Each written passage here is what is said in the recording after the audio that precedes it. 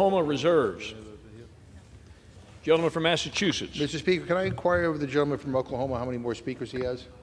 Prepared to close whenever my friend is. I think.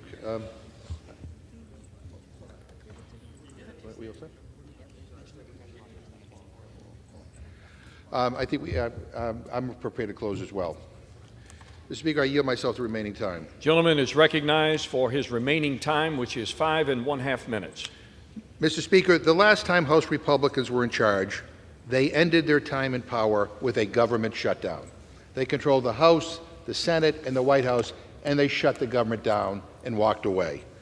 Upon taking power once again, they began with a legislative shutdown, a shutdown where a far-right fringe held the incoming Republican leadership hostage and got them to give away everything, including their own dignity.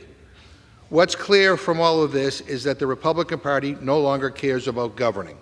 And this rule package is exhibit number 1. The American people sent us here because they want us to put people over politics. Sadly, this rule package puts politics first, empowering the extremists who are only interested in their own power. As I've said again and again, if this new majority wants to work together in good faith, my door is open.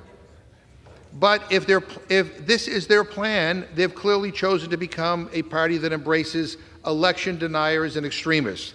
And Democrats will not go along to get along. Finally, Mr. Speaker, let me say that I've had some harsh words for this rules package. Call it tough love. I care very deeply about this institution, about the work that we do here, and the awesome responsibility of decisions we make. And I'm glad that my friends kept the McGovern rule on the 72-hour, and the McGovern rule that committees have to do hearings and markups before they come to the Rules Committee. We weren't perfect, but overwhelmingly we kept our word. This legislation does a great disservice to the people we represent, and it does not live up to the high standards that we should have for this institution. I believe that calling this House to a higher standard is the right thing to do. But let me be clear that my criticism is reserved for the resolution we are considering and not for the distinguished gentleman from Oklahoma, whom I respect and admire as a person, even when we strongly disagree, as we do today. These rules are a giveaway to the far right, but this Congress need not be. If my Republican colleagues want to get anything done, it is clear that they're going to have to work together with Democrats to get things done. Let's end the extremism and put people over politics to get stuff done.